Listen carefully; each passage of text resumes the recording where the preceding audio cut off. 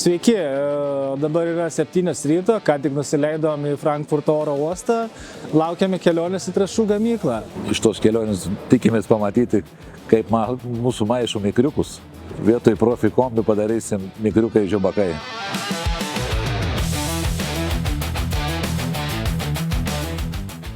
Nesitikėjau, kad būtent pats įmonės savininkas skirs mums tiek dėmesio visą dieną ir svarbiausia, nesitikėjau, kad jisai taip idealiai išmano apie elementus, apie formulacijas, tai šiek tiek sugriovė mano vidinius nusistatymus.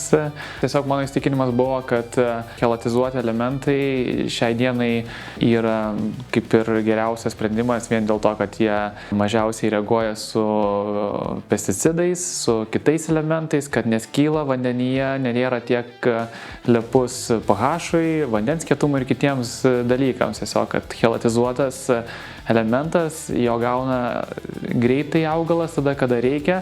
Dabar sužinojom, kad suspensijos kai kur turi pranašumų.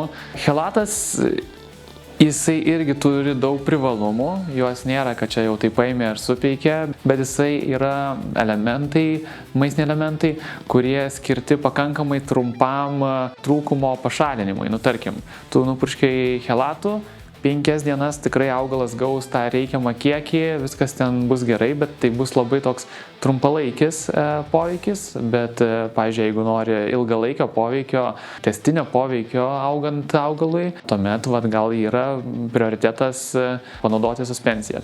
Vertinu taip, kad šiemet vis dėlto yra metai, kai reikia be proto daug skaičiuoti. Turim pakankamai aukštas trąšų kainas, aukštas nuomos kainas ir kitų resursų kainą žemės ūkyje ir turim žemą kainą už produkciją.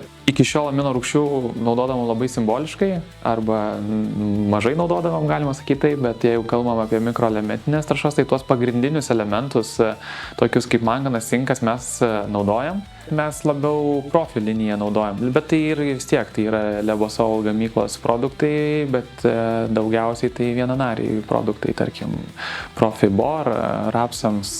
Galbūt ir pabandysiu tą aminosolį, tai tiesiog, kad pažiūrėti, ar tai tikrai mažina, tarkim, herbicido sukeliamas tą fitotoksiškumą lengvą ar stresą kažkokį augalams. Eiliniai metai, kai pasidarysim kontrolę, tarkim, dalis lauko visai be mikroelementinio tręšimo, laukuose, kurie turi foną gerą mikroelementų. Aišku, kur laukai yra su, tarkim, netinkamu pH ar tiesiog lengvesnis dirvožemis, kur sunkiau įsisavinami tam tikri elementai, tenai naudosim mikroelementus, bet pasibandysim skirtas skirtingas formulacijas, apie kurias šiandien išgirdom, tai pasibandysiu chelatinius mikroelementus palyginti su suspensijos formulacijos elementais. Gamykla, aišku, įdomu, pirmi įspūdžiai, įdomu viską pamatyti, susipažinti, pamatyti, kaip viskas gimsta, kaip sakyti, nuo nulio iki galutinio produktų. Čia priklauso irgi nuo ūkio, žinai, mes intensyviai auginam, mes daug patys bandomės, pas mumis daug bandų sėklų, tai mes ir taip pat ir mikriukus labai daug pasibandom ant savo laukų, aišku.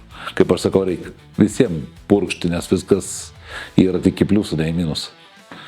Tiek visi mikriukai, tiek visi rūgštys, guminės, viskas augalui reikalinga.